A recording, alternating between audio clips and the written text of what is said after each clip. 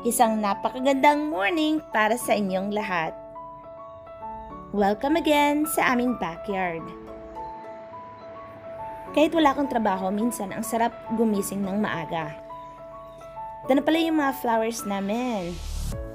I'm not sure kung ang tawag dito. Sabi ng friend ko, lilies daw. Hindi lang talaga ako mahilig sa flowers, friends.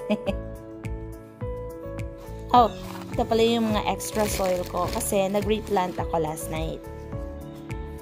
Lagi kami nagdi-dinner dito sa backyard kaya yung cooler naman at saka basurahan andyan lang. Ito na pala yung fire pit na gift sa amin ng aming friends. Hindi na ako nakagawa ng follow-up video kung paano namin ito pinut together. But we've used it 3 times na. We really love it kasi pwede ka rin mag-grill. It is such a lovely morning, napaka-peaceful and quiet ng paligid.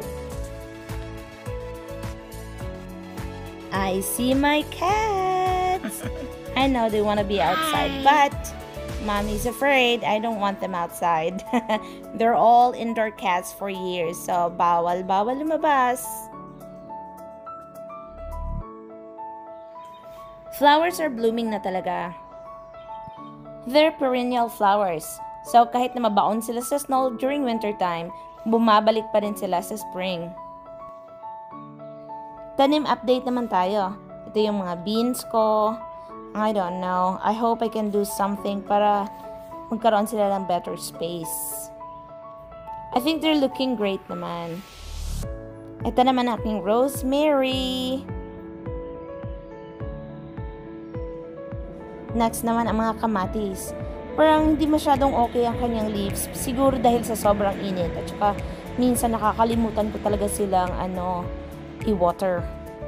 Ito naman ang aking malunggay. Sana nga mabuhay talaga sila. Dinagdagan ko na siya ng soil at saka nirepot ko na rin kasi lumalaki naman din sila. Ito yung aking bok choy or yung pechay ba? Oo. Muntik na talaga yung silang mamatay lahat. I did my best para mailipat sila at sana nga mag-survive at lumaki para naman makain din. At ito na ang ating lemongrass. Ang ganda-ganda nila. Yay! I'm so happy. Akala ko hindi ko kayang magpalaki ng lemongrass. Pero buti na lang, madali lang naman silang alagaan.